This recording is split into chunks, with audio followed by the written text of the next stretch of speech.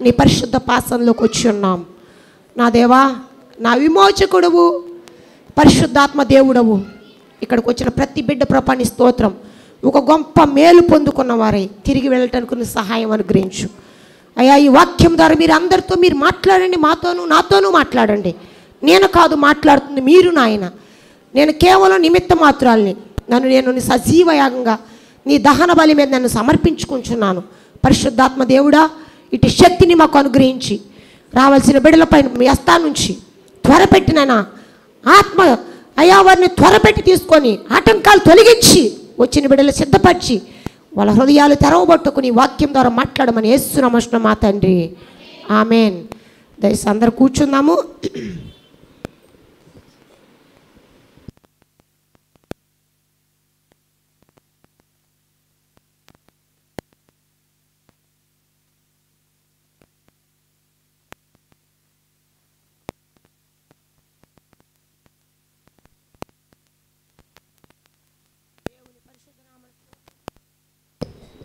కూడి వచ్చిన మీ అందరికీ నా హృదయపూర్వక వందనాలు తెలియజేస్తున్నాను. దేవుని బిడ్డలారా, ప్రతి మనిషి ఒక ప్రత్యేకమైన వాళ్ళు. ప్రతి మనిషి ఒక ప్రత్యేకమైన వాళ్ళు.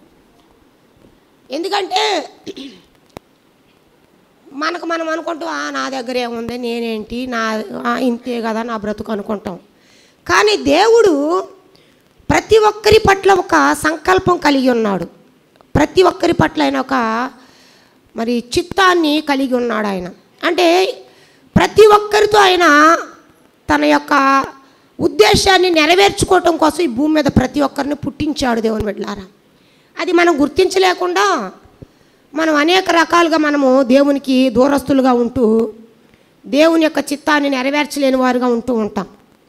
కాబట్టి ఈ రోజున మన జీవితాల్లో దేవుడు మనల్ని ఎలాగ ప్రత్యేకించాడు, మనము ఎలాగ ప్రత్యేకింపబడిన వారము, దేవుని సన్నిధిలో ఎలాగ దేవుడు మనల్ని ప్రత్యేకంగా దేవుడు నిలబెట్టుకుంటాడు, ప్రత్యేకంగా మన జీవితాలని ఒక్కొక్కరికి ఒక పని దేవుని అప్పగిస్తాడు.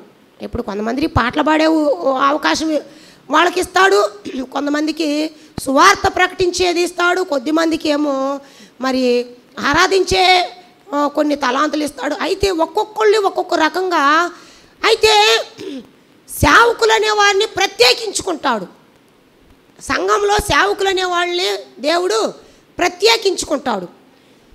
సేవకులు వేరే, విశ్వాసులు వేరే. అంటే సేవకులకి రెండు ఆత్మలు ఉంటాయి. అంటే దేవుని ఆత్మ మరి ఎక్కువగా దేవుడు వాళ్ళని నిలబెట్టుకొని వాడుకుంటాడు.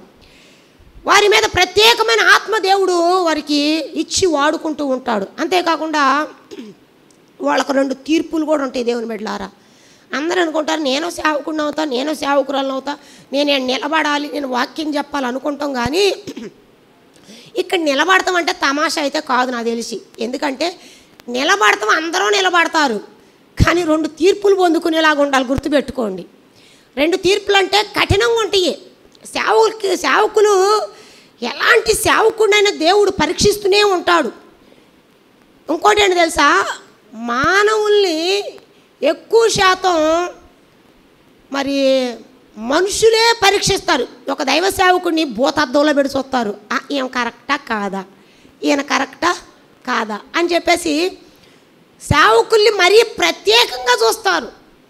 వాళ్ళు ఎలా ఉన్నారనేది చాలా ప్రాముఖ్యమైనదిగా చూస్తూ ఉంటారు దేవుని బిడ్డలారా. అయితే ఈరోజు దేవుని వాక్యంలోకి మనం వెళదాము. నిర్గమాకాండము 3వ అధ్యాయము 1వ వచనం మనం చదువుకుందాం ఒకసారి.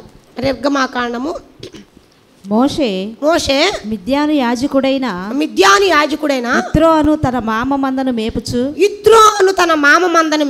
ఆ మందను అరణ్యము అవతలికి తోలుకొని పోయి దేవుని పర్వతమైన హోరేబునకు వచ్చెను. ఒక పొద నడిమిని అగ్ని జ్వాలల్లో యెహోవా దూత అతనికి ప్రత్యక్షమాయెను. చాలమ్మా, ఇక్కడ దేవుని బిడ్డలారా, మోషే గురించి కొన్ని మాటలు నేను ప్రత్యేకంగా మీతో నేను మాట్లాడని ఆశపడుతున్నాను. హోరేబు అంటే ఎండిన స్థలము, లేకుంటే ఎండిన భూమి, లేకుంటే ఎడారి అని అర్థం. హోరేబు దేవుని బిడ్డలారా, ఈ హోరేబు అంటే ఒక కొండ ప్రాంతము. మోషే జీవిత స్టైల్ మనం చూస్తే దేవుడు హెబ్రీ జాతికి పుట్టిన ఈ మోషేని దేవుడు ఒక జమ్ముపెట్టులో పెట్టించి తను ఐగుప్తు రాజకుమార్తెకి కొడుకుగా అక్కడ పెంచటానికి మరలా తన తల్లినే అక్కడికి తీసుకెళ్ళి అక్కడ ఒక ఆయాగా నియమించి అక్కడ మోషేని పెంచడం జరిగింది. అక్కడ ఏమి ఉందమ్మా అంటే ఐగుప్తులో సకల ఆశీర్వాదకరమైనవన్నీ ఉండయి. ఏంటో తెలుసా? మోషే తినే ప్లేటు కాంచి, తాగే గ్లాసు కాంచి, తన జీవించే జీవిత స్టైల్ ఎలా ఉంటుందంటే అంత బంగారమే. అందుకే ఐగుప్తు యొక్క రథములు బంగారము, రథ చక్రాలు బంగారముతో చేయబడినాయి అన్నమాట. ఇప్పటికీ అవి మరి నదిలో అక్కడ ఎక్కడైతే వాళ్ళు మునిగిపోయారో అదే ప్లేస్లో ఆ యొక్క రథచక్రాలు ఇప్పటికీ అవి ఉన్నట్లుగా మరి ఆ సముద్రంలోకి వెళ్ళి దాన్ని పరిశోధించిన వారు దాని గురించి చెప్పారు దేవుని బిడ్డలారా. ఎందుకంటే ఇలాంటి మంచి ఆశీర్వాదకరం అంటే ఎంత, ఒక రాజకుమార్తెకి కొడుకుగా బ్రతుకుతున్న వ్యక్తి ఎలా ఉంటుంది అతని స్టైల్ అంటే, చిటికేస్తే ఒకళ్ళు వస్తారు, చిటికేస్తే ఒకళ్ళు పోవాలి. ఇలా అతని దగ్గరకు వస్తున్నప్పుడే ఇలా వంగి దండం పెట్టి అతను తినేది ఎన్ని రకాల ఫుడ్స్ వాళ్ళు తింటారు, ఎన్ని రకాలుగా వాళ్ళు వేసుకునే వస్త్రాలు, వాళ్ళు పడుకునే మరి ఆ బెడ్లు కానీ అన్నీ కూడా ఎంతో కాస్ట్లీ అనమాట. ఎంతో ఖరీదైన వాటిల్లో అతను బతకటం, ఎంతో చక్కగా ఉన్నతమైన స్థితిలో అతను బతుకుతూ ఉండగా మరి మోషేని దేవుడు హోరేబు ఎండిన ప్రదేశానికి తీసుకురావటానికి జరిగింది. అది కూడా తెలుసు మనకి. తెలిసినా నేను కొద్దిగా వివరిస్తాను. ఎందుకంటే అది ఎలా అంటే పూర్తిగా వివరించకపోయినా కొంచెమే నేను వివరిస్తాను. మోషేని ఎలాగ దేవుడు అక్కడ ఐగుప్తీయుడు ఒకడో మరి తర్వాత హెబ్రీడు ఒకడో గొడవాడుకుంటున్నప్పుడు వాళ్ళు తన హెబ్రీ జాతికి చెందిన వ్యక్తిని చంపేసి అతడు హెబ్రీ జాతికి చెందిన వ్యక్తిని అతను కొడుతుండగా ఐగుప్తీయుడిని చంపి ఇసుకలో పాతి పెడితే ఆ పాతి పెట్టినప్పుడు ఏం జరిగిందంటే మరొక్కడు చూచి నువ్వు అతను చంపావు కదా, నేను పోయి రాజుతో చెప్తానన్నప్పుడు మోషే ఏం చేశాడంటే ఒక హంతకుడుగా బయటికి తీసుకొచ్చాడు. ఎవరైనా సరే ఒక లగ్జరీ బ్రతుకుతున్నప్పుడు, లగ్జరీ బ్రతుకు అంటే అసలుగా భయంకరంగా అంటే ఎట్లా ఉండదంటే రథాల మీద తిరుగుతూ మరి అతనికి కాలు కింద పెడుతుంటే మరి మంచి సలోవరాతి రాళ్ళు అనమాట. ఎంత మంచి కాస్ట్లీ అతని అతని జీవితం అంత కాస్ట్లీగా ఉందంతా కూడా. అలాంటి వ్యక్తి వచ్చి గొర్రెలు గాయమంటే కాస్తాడా?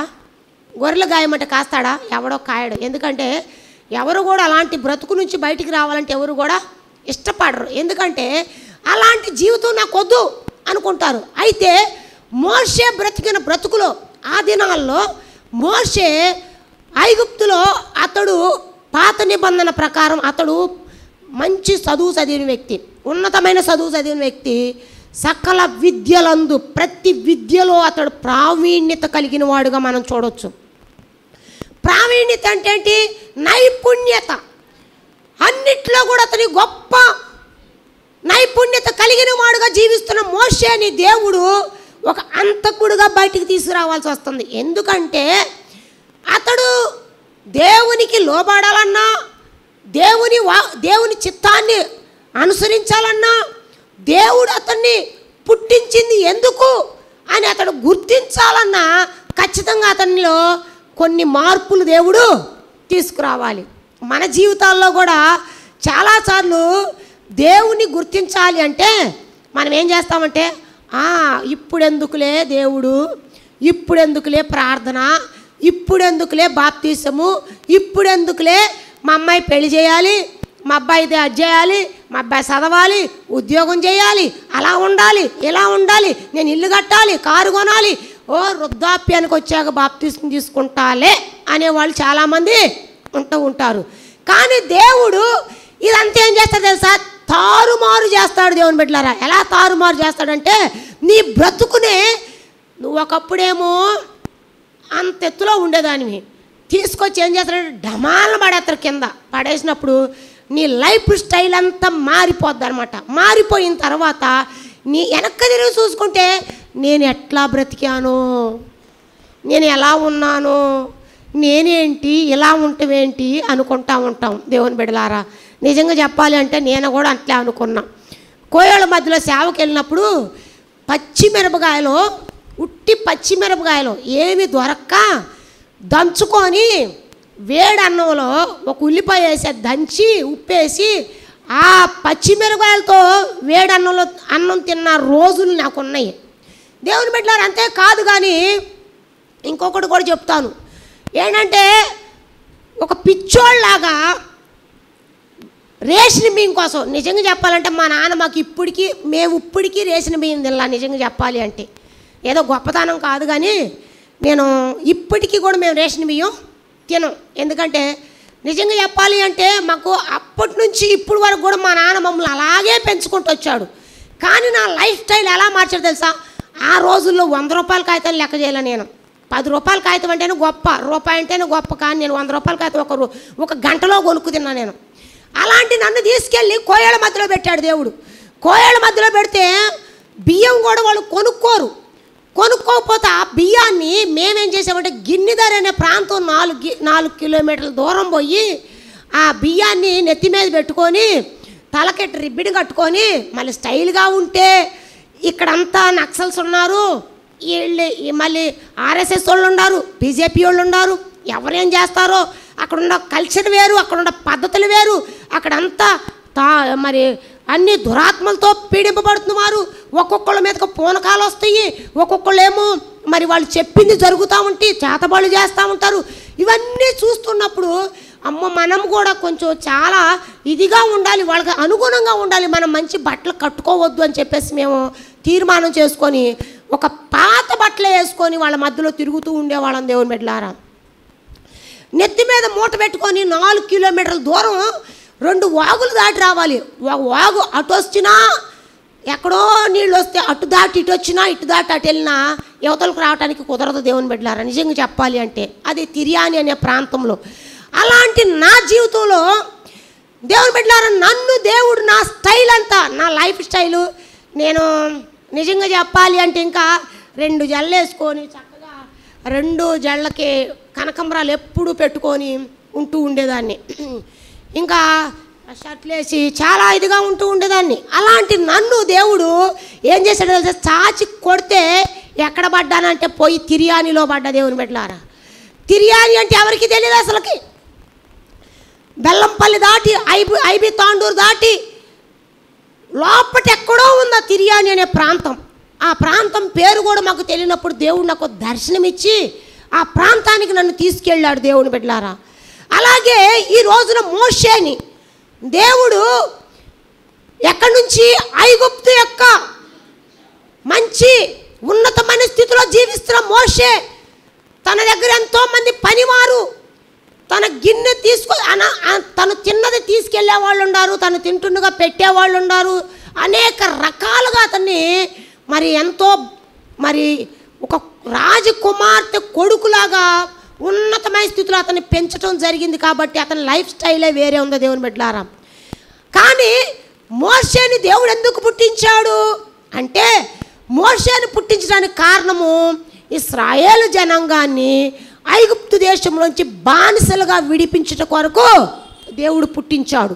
అయితే అది మర్చిపోయి మోషే తన ప్రజల నిమిత్తము తన తల్లి పెంచిన పెంపకాన్ని అలాగా అతను మరి దానికి లోపడతాడో లేదో, దేవుని మాటకి అతడు మరి తగ్గించుకొని దేవుని చిత్తాన్ని నెరవేరుస్తాడో లేదని దేవుడు ఏం చేశాడంటే మోషేని తన స్టైల్ మార్చడానికి దేవుడు ఏం చేశాడంటే ఒక హంతకుడిని చేశాడు. దేవుని స్తోత్రం, హల్లెలూయా.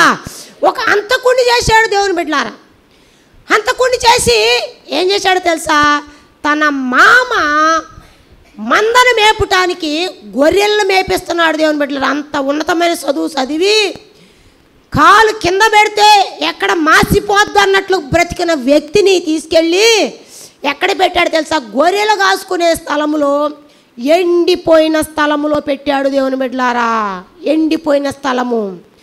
ఎండిపోయిన స్థలము, ఎడారి ప్రాంతంలో ఏమీ లేని స్థితి.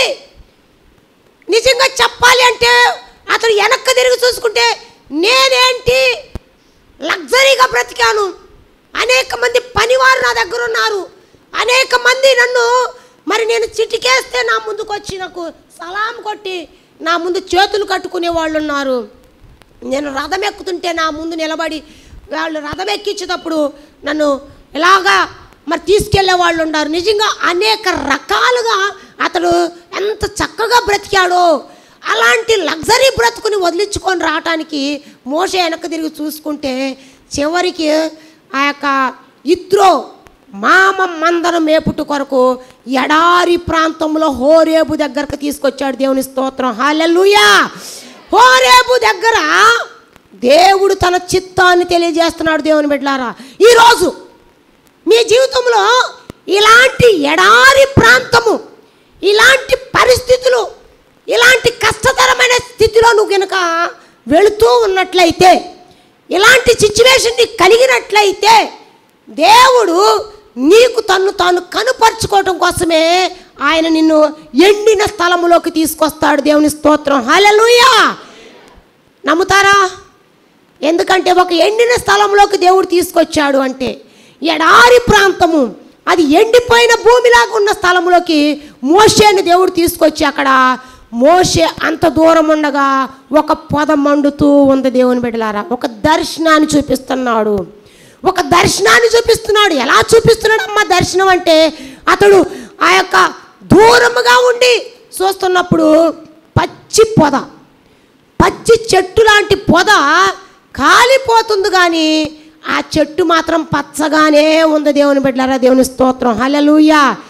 మన జీవితాల్లో కూడా కొన్నిసార్లు మనము కష్టతరమైన పరిస్థితుల్లో, దుఃఖకరమైన పరిస్థితుల్లో, ఎండిపోయిన స్థితిలో, మరి భయంకరమైన మరి శోధనలో, లేకుంటే ఇక లేదు నా జీవితము, నేనంతా కోల్పోయాను, ఇక నా బ్రతుకింతే, ఇక నా బ్రతుకు ఎడారి జీవితం అని చెప్పేసి అనుకుంటున్నట్లయితే దేవుడు తన్ను తాను కనుపరుచుకునే వ్యక్తిగా ఉన్నాడు. అందుకే యేసన్న గారు ఒక పాట పాడాడు, నా ఎడారి జీవితమే సుఖ సౌఖ్యము కాగా, నారణ్య రోదన ఉల్లాసముగా మారిపోయేనే, నారణ్య రోదన ఉల్లాసముగా మారిపోయేనే, కృపా సత్య సంపూర్ణుడా సర్వలోకానికే చక్రవర్తివి నీవే యేసయ్యా, సర్వలోకానికే చక్రవర్తివి నీవే యేసయ్యా, నా సన్మానానికే మహనీయుడవు నీవేనయ్యా, మహనీయుడవు నీవేనయ్యా, కృపా సత్య సంపూర్ణుడా సర్వలోకానికే చక్రవర్తివి నీవే యేసయ్యా, హల్లెలూయా. ఏంటంట నా అరణ్య, ఏమైందమ్మా? అరణ్య రోదన ఉల్లాసముగా మారిపోయింది. ఎడారి బ్రతుకు దేవుడు ఎడారిలో ఎవరైనా ఉల్లాసంగా ఉంటారు. ఉల్లాసం, ఉత్సాహం అంటే ఏంటి? గంతులు వేయటం, సంతోషము, ఆనందము. ఎడారిలో ఈడిగాని పిచ్చి పట్టినారా? ఈ ఎడారిలో ఏముందిరా బాబు ఉల్లాసంగా ఉండటానికి, ఉత్సాహం అంటే? నీ ఎడారి జీవితాన్ని ఆయన ఉల్లాసంగా మలచటానికి కొరకు, నీ ఎడారి జీవితంలో గొప్ప కార్యాలైన నిన్ను సిగురింపజేసి, నిన్ను ఫలింపజేసి, నువ్వేంటో ఇతరులకు తెలియజేయటం కొరకు, నీ బ్రతుకును మార్చడం కొరకు, నీ ద్వారా ఆయన కార్యాలు జరిగించడం కొరకు ఆయన ఏం చేస్తున్నాడంటే అరణ్యంలోకి తీసుకొచ్చాడు. దేవుని బిడ్డలారా, నువ్వు అనుకుంటున్నావా ఈ రోజున నేను అరణ్యంలోకి వచ్చాను, నా స్టైల్ అంతా పోయింది, నా బ్రతుకే మారిపోయింది, నా జీవితమే తారుమారైపోయింది, ఇక లేదు నా జీవితం, ఇక అయ్యో నా బ్రతుకింతే, ఇక ఏం జరుగుదు నాకు, ఇంకెప్పుడు నా బ్రతుకులో కార్యము చూడలేనేమో అని చెప్పేసి అనుకుంటున్నావా? మోషేని దేవుడు హోరేబు దగ్గరకు తీసుకొచ్చాడు. హోరేబు దగ్గరకు తీసుకొచ్చి ఒక దర్శనాన్ని ఇస్తున్నాడు. దేవుని బిడ్డలారా, ఈరోజు నీతో దేవుడు ఒక దర్శన రూపంలో వాక్యము ద్వారా నీతో మాట్లాడటానికి ఆయన సిద్ధముగా ఉన్నాడు. దేవుని బిడ్డలారా, ఆయన నీతో మాట్లాడుతున్నాడు, ఆయన నీకు స్వరాన్ని వినిపిస్తున్నాడు, ఆయన దర్శనము నీకు తెలియజేయాలని చూస్తున్నాడు. దేవుని బిడ్డలారా, ఆయన నీ పట్ల కలిగిన ఒక సంకల్పాన్ని, నీ పట్ల కలిగిన ఒక గొప్ప ఉద్దేశాన్ని ఆయన నీ జీవితంలో ఆయన తెలియజేసి నీ జీవితాన్ని ఉన్నతమైన స్థితిలో అనేకులకి ఆయన మహిమకరంగా నిన్ను నిలబెట్టాలనుకుంటున్నాడు. దేవుని స్తోత్రం. హల్లెలూయా, హల్లెలూయా. అలాంటి జీవితం నీకు కావాలి అంటే భయపడబాకు, భయపడబాకు, అడివని భయపడబాకు, ఎడారని భయపడబాకు, అరణ్యమని భయపడబాకు. మా కోళ్ళ ఏదో అనుకుంటుంది. ఓకే, దేవుని బిడ్డలారా, అరణ్యము, అడవి లాంటి జీవితము అయితే ఓకే అయితే ఏమీ కాదు. దర్శనాన్ని చూపిస్తున్నాడు మోషేకి. ఏం దర్శనం అంటే మండుతుంది కానీ పొద కాలిపోవటం లేదు. నీ జీవితంలో కూడా నీవు ఆ దర్శనాన్ని చూస్తే నీ హృదయం ఎంతో ఎంతో సంతోషం. ఇదేంటి ఆశ్చర్యం, ఇదేంటి ఇలా ఉందేంటి, ఈ అరణ్యంలో ఇక్కడ మంట ఎవరేశారు, అది మండుతుంది కానీ అది మాత్రం కాలిపోవట్లేదేంటి అని ఒక ఆశ్చర్యం కలుగుతుంది మోషేకి. నీ జీవితంలో కూడా ఒక ఆశ్చర్యాన్ని కలిగిస్తాడు దేవుడు తన దర్శనము ద్వారా. ఒక ఆశ్చర్యకరంగా నిన్ను నడిపిస్తాడు ఆయన. అప్పుడు మోషే పాదాలు ఎక్కడికి బయలుదేరినాయి అమ్మ అంటే ఆ యొక్క పొదవైపు వెళ్ళి దేవుని బిడ్డలారా, ఆ పొదవైపు వెళుతూ ఉండగా అప్పుడు మరలా మెల్లగా తన స్వరాన్ని వినిపిస్తున్నాడు. ఇప్పుడు ఏం వింటున్నాడమ్మా? మొదట ఏం చూపించాడు ఆయన? తన దర్శనాన్ని చూపించాడు. ఇప్పుడు ఏం చూస్తున్నాడంటే ఆయన స్వరాన్ని వినగలుగుతున్నాడు. నీ జీవితంలో కూడా ఆయన మెల్లని స్వరాన్ని నువ్వు వినగలుగుతావు తప్పకుండా. నీవు ఎప్పుడైతే ఆయన వైపు నీ పాదాలు నడవటం మొదలు పెడతాయో, ఎప్పుడైతే దాన్ని ఆశ్చర్యకరమైన సంగతి నువ్వు చూస్తకు నీ జీవితంలో నువ్వు ముందుకు అడుగులు వేస్తూ ఉంటావో అక్కడ నీతో మాట్లాడతాడు. అమ్మా అని పిలుస్తాడు. లేకపోతే మోషే అని పిలిచాడు కదా, నిన్ను కూడా అమ్మా మాణిక్యమా అమ్మా అని పిలుస్తాడు. లసిందా లేకపోతే అమ్మాయి ఇలా దేవుడు పిలుస్తాడు, అమ్మా అని పిలుస్తాడు. పిలిచి ఆయన చిత్తం ఏంటో నీ జీవితంలో తెలియజేయాలనుకుంటున్నాడు. అమ్మా అని అక్కడ మోషే అని పిలిచాడు.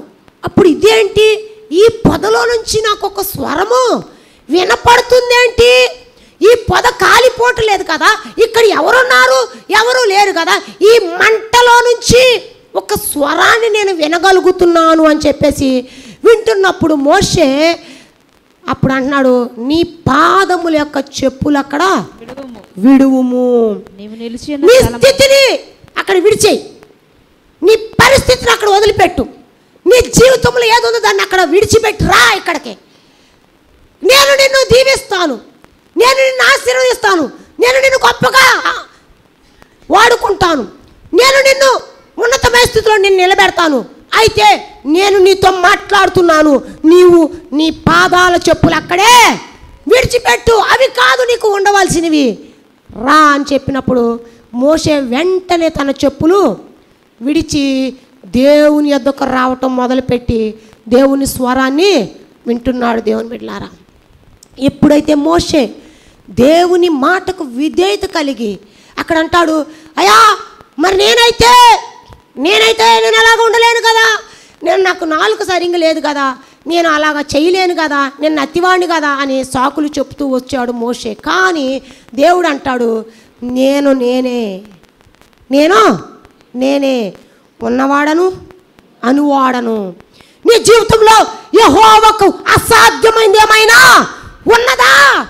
లేదు, ఏదైనా చేయగలను. నేనే అసలు ఆ మాట ఎట్టుంటుందో తెలుసా? పెద్ద అక్షరాలతో రాయబడి ఉంటుంది, నేనే అని ఉంది. ఉంటుందా? 2 అక్షరాలు పెద్ద అక్షరాలతో నేనే అంటే నేను ఎంత గొప్పవాడినో తెలుసా? ఆ పెద్ద అక్షరాలతో తెలిసిపోవాలి ఆయన ఎంత గొప్పవాడో, ఆయన ఎంత జ్ఞానం. ఆయన నత్తివాడితో నత్తివాడు చేత ఆయన వాడుకోగలడు, మగవాడు ద్వారా మాట్లాడగలడు. ఆయన ఎలాంటి వారి ద్వారా నేను నిలబెట్టుకోగలిగిన సమర్థుడై ఉన్నాడు సంగతి మోషేకి తెలియకపోవచ్చు. కానీ దేవుడు అంటున్నాడు నేను ఉన్నవాడను అనువాడనై ఉన్నాను, నేనే సమస్తానికి నేను నీకు తోడుగా ఉంటాను. నేను నీ సమస్యలు నువ్వు వెళ్ళి ఎక్కడికి వెళ్ళినా నేను నీకు తోడుగా ఉంటాను. వాడు ఎలాంటి వాడైనా కావచ్చు, ఎంత గరుడైనా కావచ్చు, వాళ్ళ మధ్యలోకి తీసుకెళ్ళి నిన్ను నిలబెడతాను అని చెప్పాడు.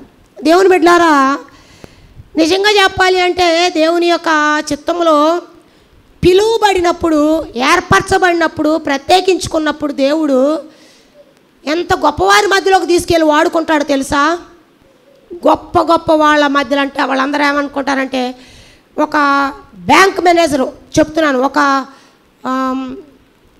బ్యాంక్ మేనేజర్ కావచ్చు, ఒక కలెక్టర్ గారు కావచ్చు, ఎమ్మెల్యేలు అంటే అమ్మో ఇంక ఎమ్మెల్యే గారు అని చెప్పేసి ఎంతో ఇది చేస్తూ ఉంటారు. అలాంటి వారు కూడా మా ముందు వచ్చి ఏం చేస్తారమ్మా? నిలబడి ప్రార్థన చేపించుకుంటారు. ఎందుకో తెలుసా? వాళ్ళు మేము సర్వశక్తి కలిగిన దేవుణ్ణి కలిగి ఉన్నాము. దేవుని బిడ్డలారా, వాళ్ళు ఎవరైనా కానీ అంటారు, అమ్మా మా కోసం కూడా ప్రార్థన చేయవా అని అడుగుతారు. అడిగారు మిమ్మల్ని ఎప్పుడైనా? మిమ్మల్ని కూడా అడుగుతారు, అమ్మా మీరు చర్చికి వెళ్తున్నారు కదా, ఇదిగో మేము ఈ బాధలో ఉన్నాం, ఇదిగో మేము ఈ కష్టంలో ఉన్నాం, మేము ఈ దుఃఖంలో ఉన్నాం, మాకు ఇలాంటి సమస్యలు మాకు ఉన్నాయి, కాబట్టి మా కోసం కూడా మీరు ప్రార్థన చేపిరా, మా కోసం మీరు ప్రార్థన చేయరని మిమ్మల్ని అడుగుతారు. అది మీరెవరో? After all. నేనెవరో?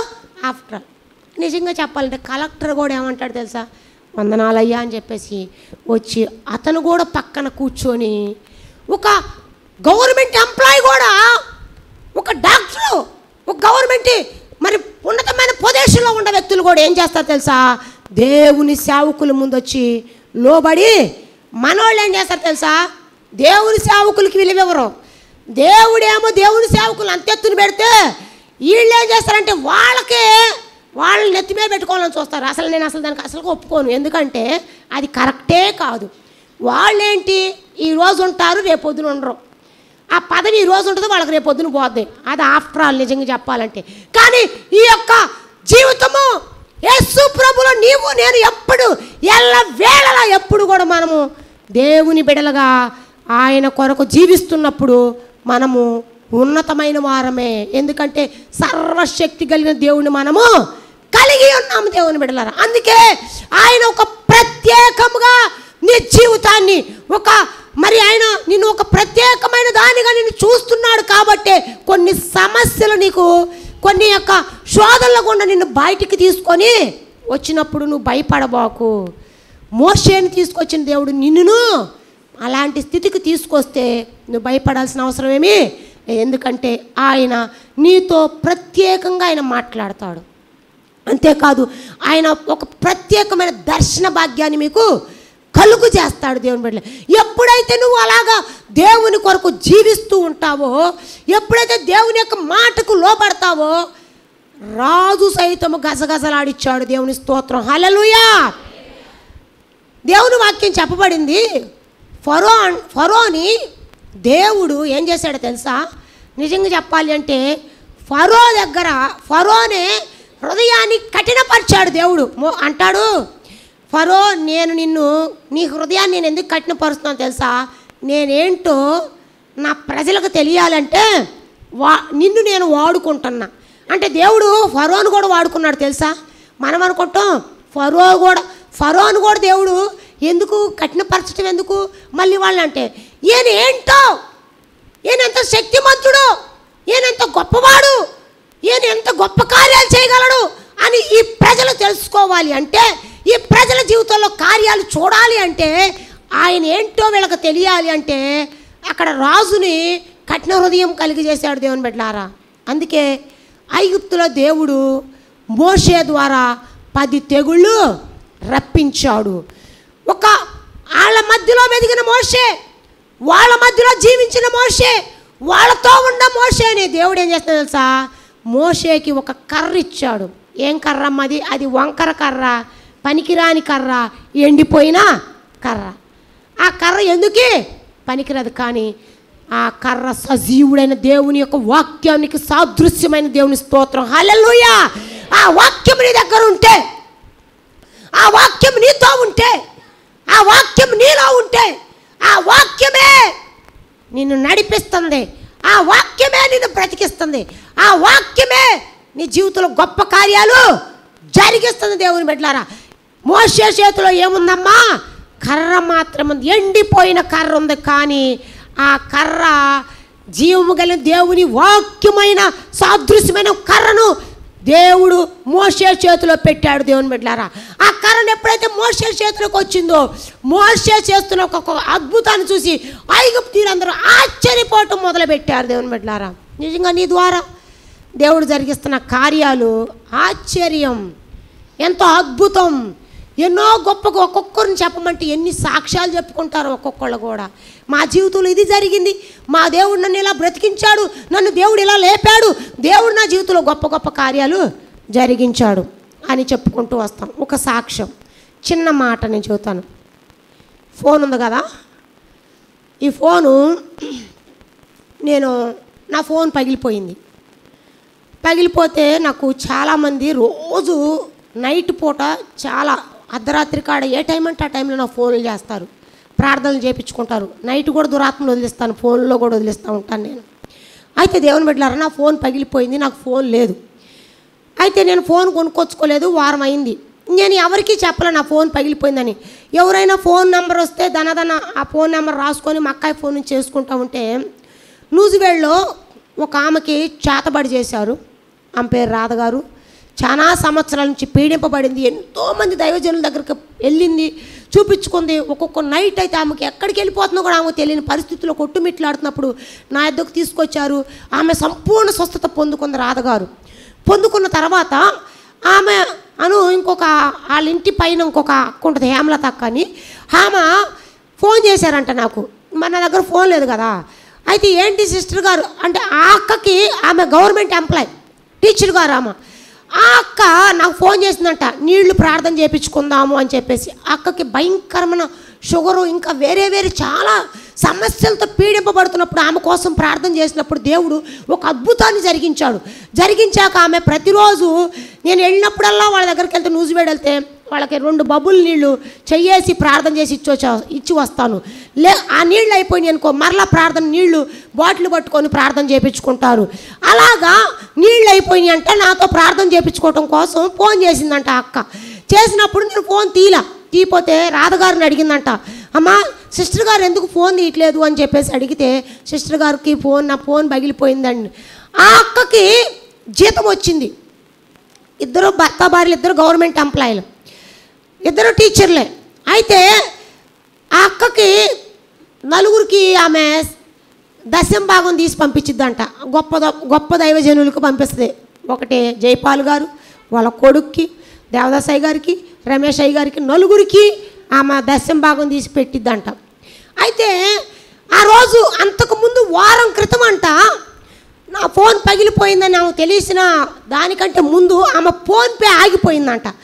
ఆమెకి ఈ ఫోన్పే కనుక పని చేస్తే షాప్కి వెళ్ళి చూపించిందంట, వేరే దగ్గరికి వెళ్ళిందంట, ఇంకా వేరే కుర్రోళ్ళకి వాళ్ళకి తెలిసిన వాళ్ళందరికీ చూపించిందంట. కానీ ఆ ఫోన్పే పని చేయట్లేదంట. చేయకపోతే ఆ డబ్బులు అట్లాగే ఉండిపోయాకే ఈ అక్క వాళ్ళ ఇంట్లో ఆ రాధగారితో మాట్లాడి మెట్లు ఎక్కుతుంటే దేవుడు ఆమెతో మాట్లాడుతూ మొదలుపెట్టాడంట. ఇదిగో ఆ డబ్బులు ఉన్నాయి కదా, ఆ డబ్బులు తీసుకొని పోయి ఇప్పుడు నువ్వు ఫోన్ కొనుక్కురా, శ్యామలాకి నువ్వు ఫోను కొనుక్కురా అని చెప్పేసి దేవుడు ఆమెతో మాట్లాడుతూ మొదలుపెట్టాడు. వెంటనే వాళ్ళ భర్తను తీసుకొని, నాకు తెలియదు ఈ ఫోన్ కొన్న సంగతి కూడా నాకు తెలియదు, నిజంగా చెప్పాలంటే. వెంటనే ఆ అక్క వెళ్ళిపోయి షాప్కి వెళ్ళి ఫోన్ కొనుక్కొచ్చి నాకు ఫోన్ చేశారు. మా అక్క ఫోన్ చేశారు. ఫోన్ చేస్తే, శ్యామలా గారు నువ్వు 2వ శనివారం మా ఇంటికి రండి, ప్రార్థన పెట్టి వెళ్ళిదిరిగానంటే తప్పకుండా అక్క అని చెప్పేసి వెళ్ళాను. 2వ శనివారం వెళ్ళాకే ఫోన్ తీసి నా చేతిలో పెట్టారు. దేవుని బిడ్డలారా, ఇది 15,000 రూపాయల ఫోను. 15,000 రూపాయల ఫోను ఆఫర్లో. అసలుకైతే ఇది 20,000 అప్పుడు, ఇప్పుడు ఇది 15,000 రూపాయల ఫోను ఓపో కంపెనీది కొనుక్కొచ్చి నా కోసం అక్కడ సిద్ధపరిచి దేవుడు నిలబెట్టాడు. దేవుని స్తోత్రం, హల్లెలూయా. అయితే దీనికి ముందేం జరిగిందంటే, ఒకళ్ళు అన్నారు లోన్ తీసుకొని అప్పుగా ఒక 5,000 కట్టి ఫోన్ కొనుక్కో అన్నారు. చూద్దాం అన్నాను. ఒకళ్ళు అన్నారు చాలామంది ఫోన్లు చేస్తారు కదా నీకు, ఇదిగో ఈ పాత ఫోన్ వాడుకో అన్నారు. నేను వెళ్ళాను ఎక్కడ డిమార్ట్ దగ్గర రాత్రి 6 గంటలకు వెళ్ళాను. అది విజయవాడలో న్యూ లూథరన్ చర్చి దగ్గర. దేవుని బిడ్డలారా, ఆ ఆంటీ అంది, అమ్మ నాకు టచ్ ఫోన్ ఉంది, నేను వాడట్లేదు, నీకు ఇస్తానురా శ్యామల అంది.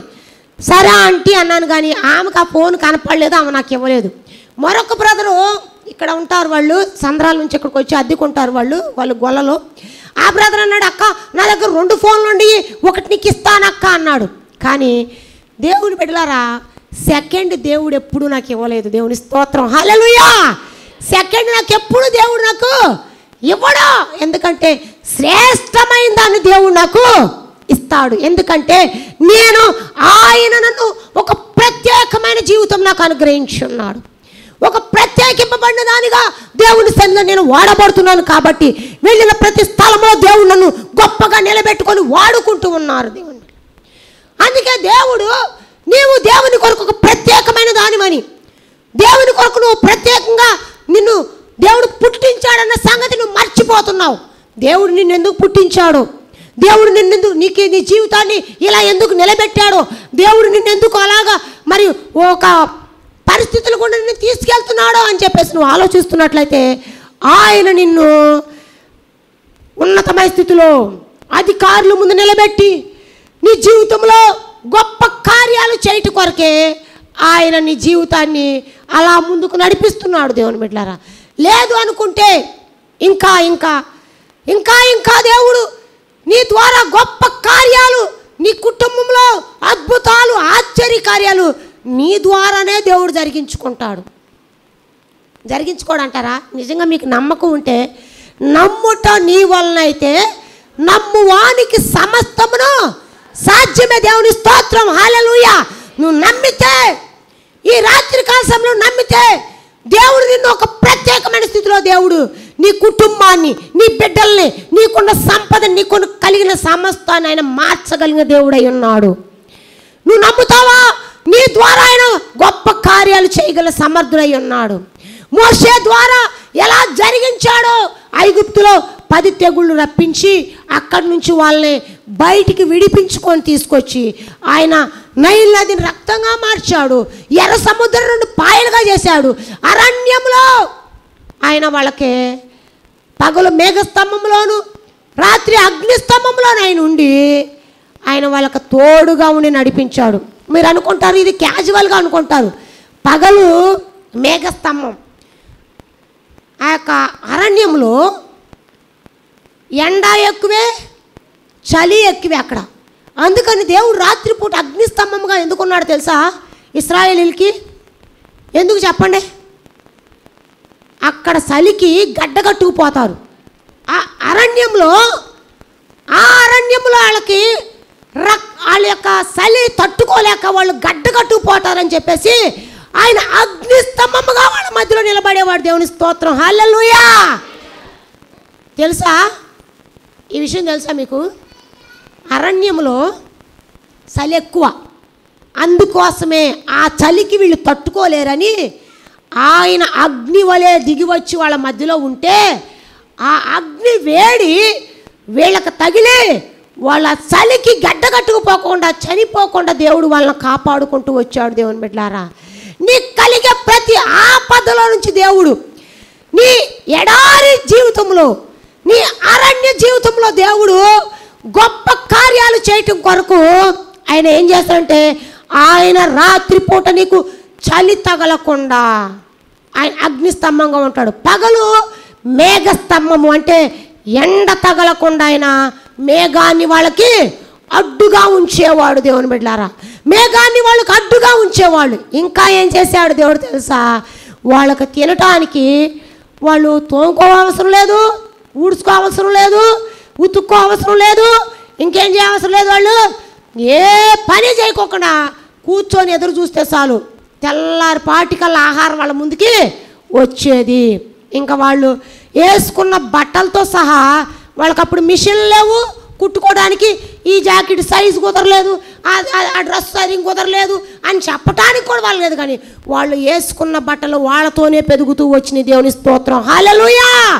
వాళ్ళు వేసుకున్న చెప్పులు వాళ్ళతోనే పెదుక్కుంటూ వచ్చినాయి. దేవుని 40 సంవత్సరాలు దేవుడు వాళ్ళ జీవితాలు ఎడారిలో అరణ్యములు వాళ్ళకు ప్రత్యేకంగా వాళ్ళని పిలుచుకున్నాడు. కాబట్టే దేవుడు మోషే ద్వారా వాళ్ళని ఏం చేస్తున్నాడు తెలుసా, ఆశీర్వాదకరంగా వాళ్ళని నడిపిస్తూ ఉన్నాడు. దేవుని బిడ్డలారా, ఈ రోజున నీ జీవితంలో కూడా దేవుడు ఎడారిలోకి తీసుకెళ్తాడు. కానీ నాకేంటి ఈ బతుకు, ఈ ఎడారి ఏంటి, ఇంకా ఏంటో తెలుసా, శత్రువులు వాళ్ళ కోసం పొంచి ఉంటే ఒక్క శత్రువును కూడా వాళ్ళ మీదకి రాకుండా దేవుడు వాళ్ళని కాపాడుకుంటూ దేవుడు వాళ్ళ ముందుకు నడిపించాడు. దేవుని బిడ్డలారా, అందుకే ఈ రోజున నీ శత్రువు నీ మీద దాడి చేస్తున్నప్పుడు, నీ చీకటి శక్తుల ప్రభావం నీ మీద ఉంటే కనుక దేవుని బిడ్డలారా, అలాంటి వాటి మీద దేవుడు నీకు అధికారం ఇచ్చి, దేవుడు నీ దైవజనుల ద్వారా నిన్ను విడిపించి నీ జీవితంలో గొప్ప కార్యాలను చేయటం కొరకే ఆయన నిన్ను ఒక ప్రత్యేకింపబడిన దానిగా నిన్ను నిలబెట్టుకుంటాడు. దేవుని బిడ్డలారా,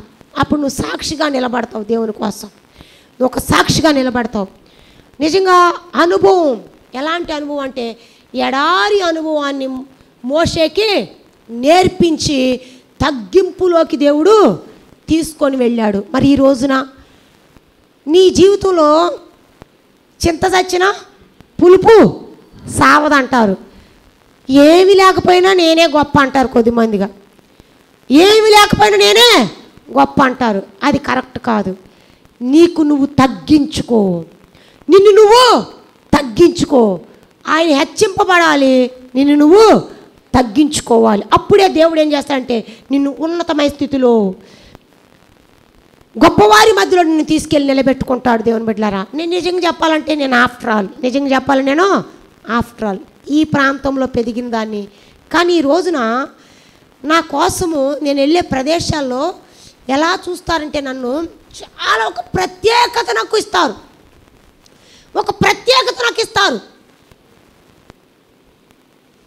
నేను ఎలా చూస్తారంటే, నిన్న ఆంటీ అంటది శ్యామల రావటమే మనకు గ్రేట్. నిజంగా చెప్పాలంటే వస్తే చాలు అని వాళ్ళు కోటీశ్వరులు. నేను వెళ్ళిన వ్యక్తులు వాళ్ళు చాలా ఉన్నతమైన స్థితిలో ఉన్నవాళ్ళు. మన ఇళ్ళకి వాళ్ళ ఇళ్ళకి అసలు ఎటు పోల్చలేము. అంత గొప్ప స్థితి కలిగిన ఇంటిలోకి నేను ప్రార్థన పెడతానికి వెళ్తున్న వాళ్ళు అంటారు శ్యామల రావటమే మనకెంతో గొప్ప అని చెప్పేసి. ఆంటీ అంకులు వాళ్ళందరూ కూడా ఎంతో సంతోషపడుతూ రాత్రి 10:30కి నేను 10 నిమిషాలకు బస్సు నేను మళ్ళీ ఎక్కి 12కి ఇక్కడ దిగాను. దేవుని బిడ్డలారా, వాళ్ళు అంటారు శ్యామల మగోడైతే బాగుండేది.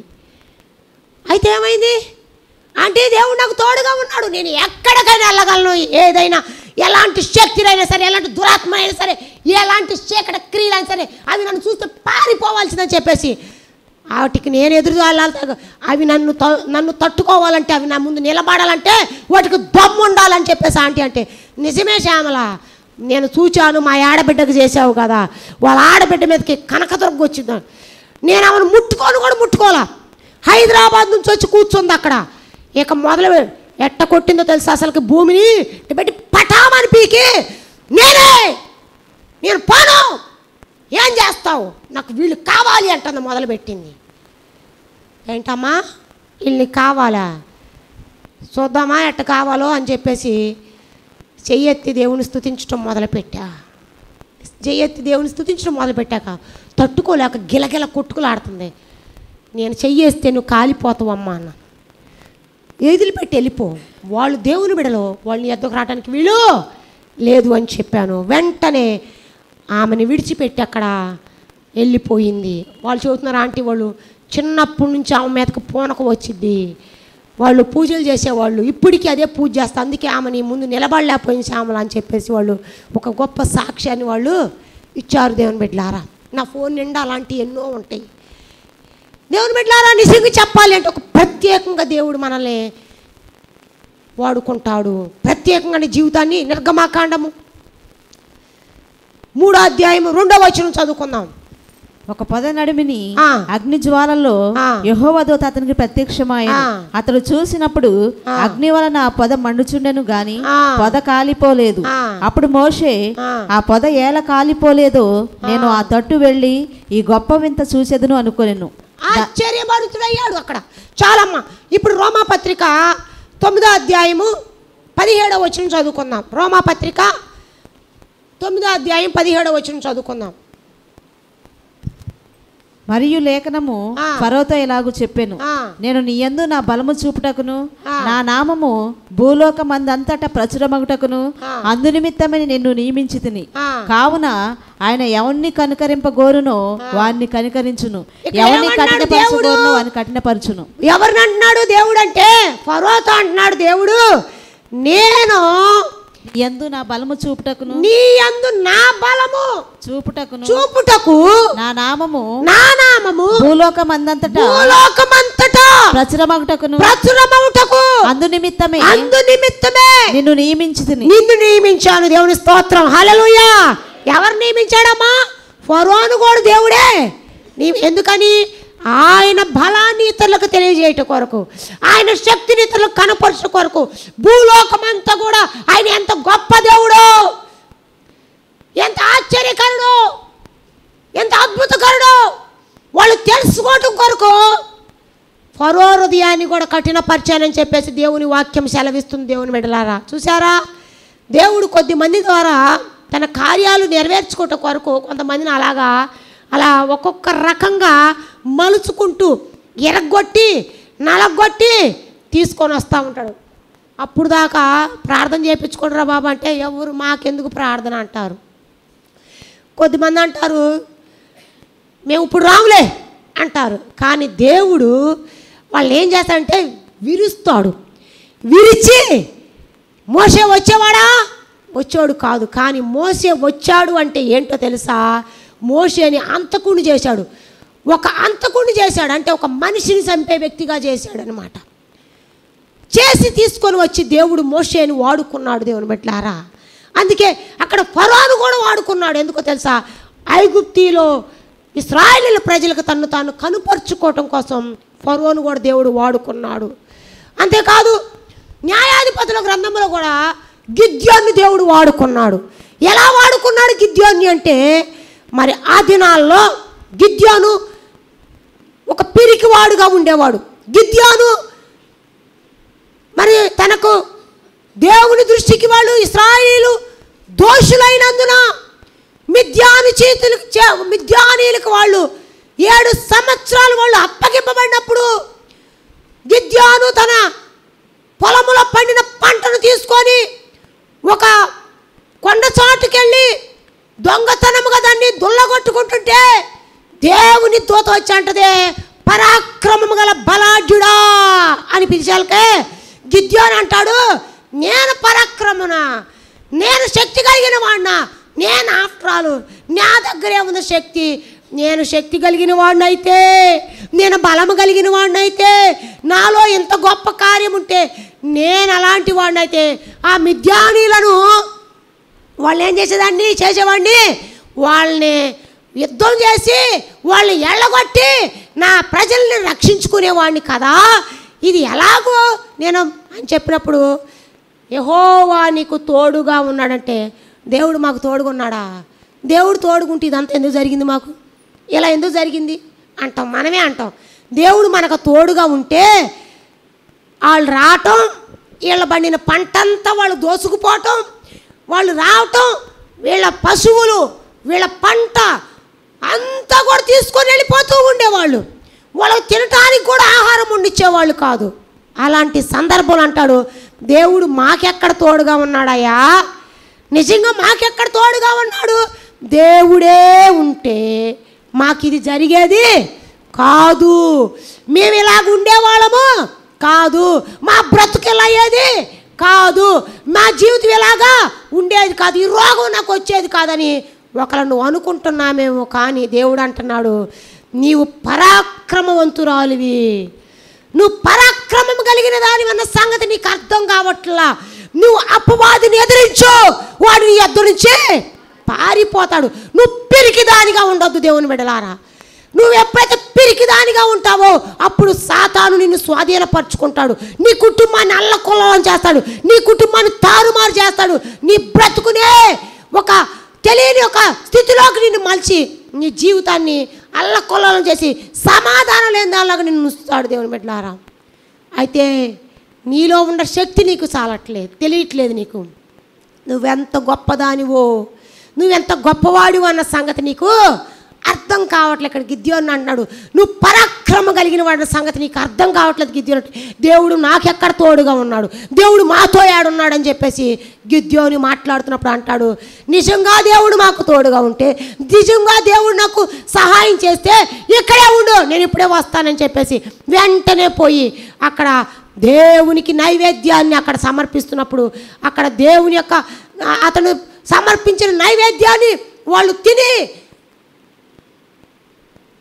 అక్కడ తిని ఏం చేశారు తెలుసా, బలి అర్పి అక్కడ దేవుని యొక్క సన్నిధిలో వాళ్ళు తనతో చెబుతున్నారు, దేవుడు నీకు తోడుగా ఉంటాడు, నీకు దేవుడు తోడుగా ఉంటాడని చెప్పినప్పుడు అప్పుడు గిద్యోను అంటాడు, నిజంగా దేవుడు నాకు తోడుగా ఉంటే నేను 3 కార్యాలు చూడాలనుకుంటున్నాను, 3 విషయాలు నేను అడగాలి, నేను కొన్ని విషయాలు నేను నీ దగ్గర తేల్చుకోవాలనుకుంటున్నాను, నాకు సహాయం చేస్తావంటే ఓకే నువ్వేం చెప్తావు చెయ్యి అన్నప్పుడు, అయ్యా నిజంగా నువ్వు నాకు తోడుగా ఉంటే, నిజంగా నువ్వు నాకు సహాయం చేయగలిగితే ఈరోజు ఈ ఇల్లంతా ఈ ఊరంతా మంచు పడాలి. అర్థమవుతుందమ్మా నా మాట? ఈ ఊరంతా ఏం పడాలి? మంచు పడాలి.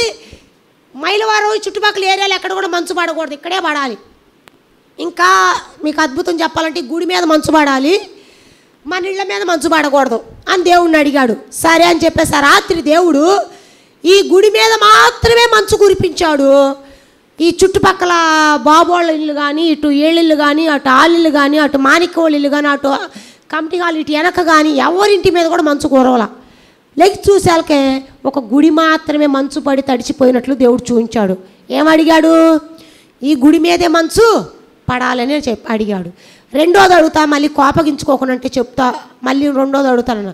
ఇప్పుడు ఈ గుడి తడవకూడదు, ఈ గుడి మాత్రము తడవకూడదు, ఈ చుట్టుపక్కల మొత్తం తడిచిపోవాలి మంచుతో అని చెప్పినప్పుడు గుడి మాత్రమే పొడిగా ఉంది, చుట్టుపక్కల ఉన్న ఇళ్ళు ఊరు మొత్తం కూడా ఏమైపోయిందమ్మా, మంచు పడితే ఆ మంచు పిండితే కూడా నీళ్లు వచ్చినట్లుగా మనం చూడగలుగుతాం దేవుని బిడ్డలారా.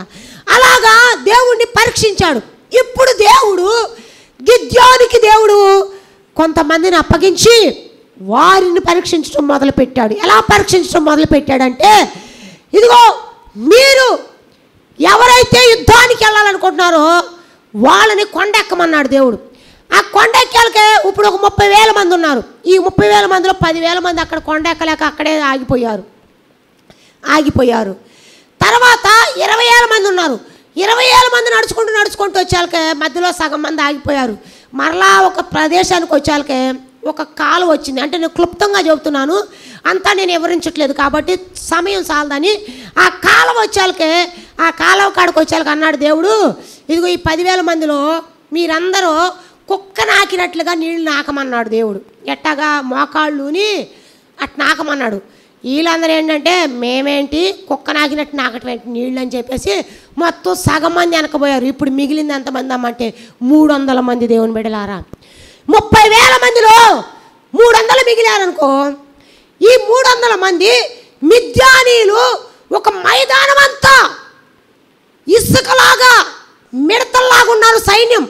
వాళ్ళు చూస్తే గొప్ప సైన్యం. వాళ్ళు అంత గొప్ప సైన్యాన్ని ఓడించాలంటే 3 సరిపోతారా దేవుని బిడ్డలారా?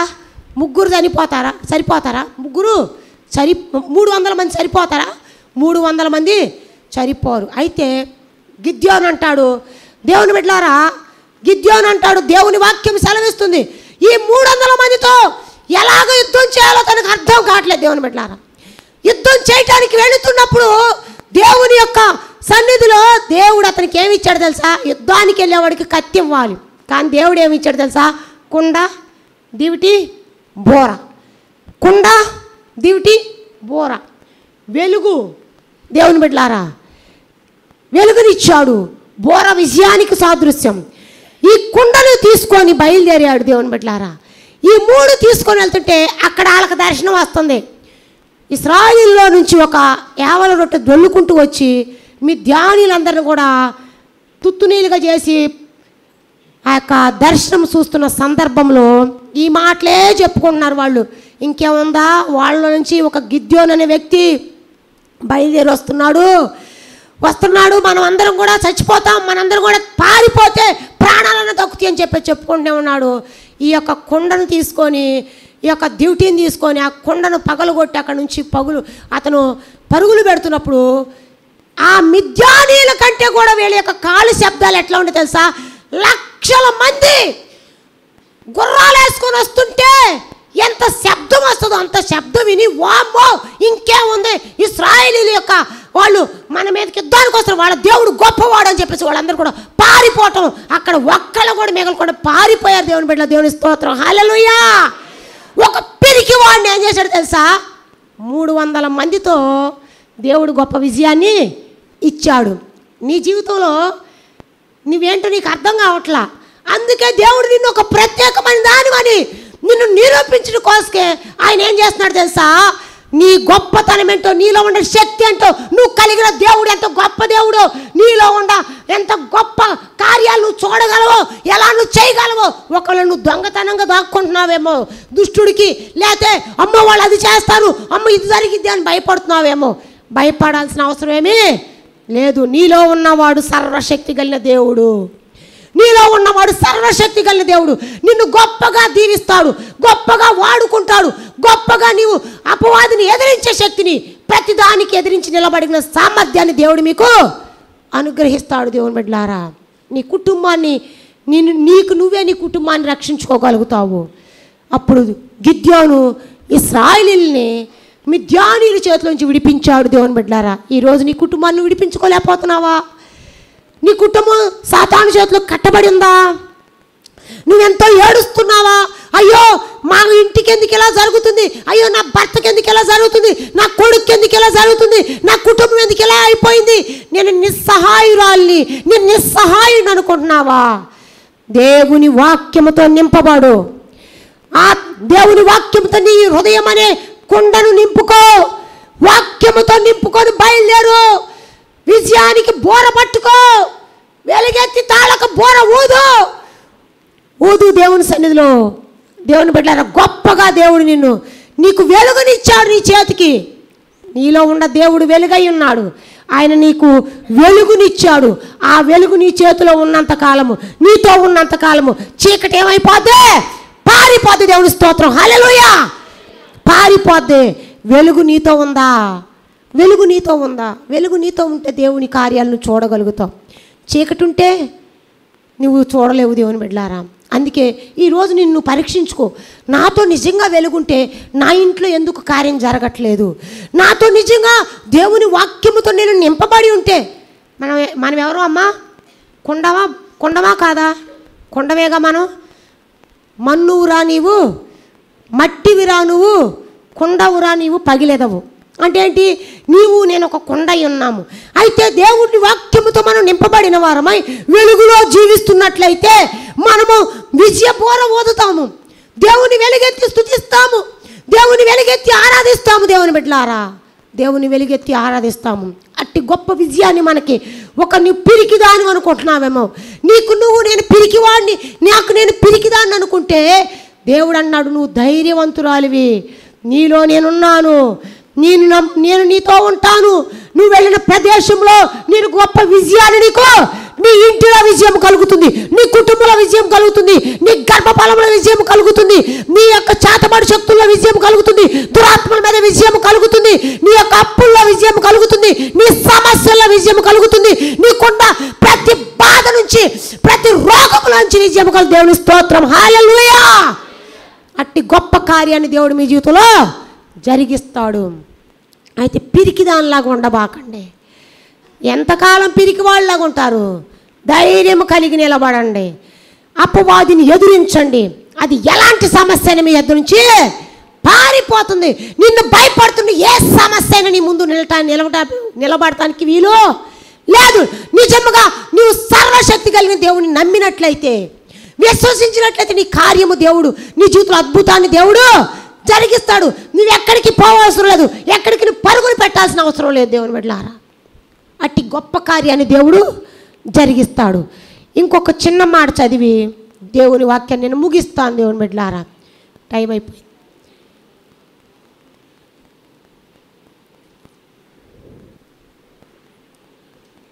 దేవుని బిడ్డలారా, వాక్యము మనతో మాట్లాడుతుంది. సమయాన్ని, ఈ సమయం మళ్ళీ దొరుకుతుందో లేదో మనకి తెలియదు. నేను వస్తానో రానో కూడా నాకే తెలియదు. దేవుడు ఎందుకో నాకు ఒక అవకాశం ఇచ్చాడు. దేవుడు ఇలాగ నన్ను నిలబెట్టుకుంటున్నాడు, వాడుకుంటున్నాడు. సమయము గతించిపోతుంది కాబట్టి ఎప్పుడు నిద్రేనా, ఎప్పుడు తిండేనా? కాసేపు కూర్చోలేవా దేవుని సన్నిధిలో? అమ్మా కాసేపు కూర్చోలేరా దేవుని సన్నిధిలో? తినటానికే పుట్టివులే, రోజు తిండేక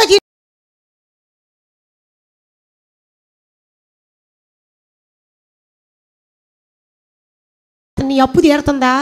నీ సమస్య తీరుతుందా? నీకున్న కష్టం పోతుందా? వాక్యానికి లోబడు. ఫస్ట్ వాక్యానికే లోబడు, దేవుడు నీ జీవితంలో కార్యం జరిగిస్తాడు. ఒక్క మాట చెప్పి నేను ముగిస్తాను. సమయమే చేస్తాను. నేను ఎక్కువేం చేయను.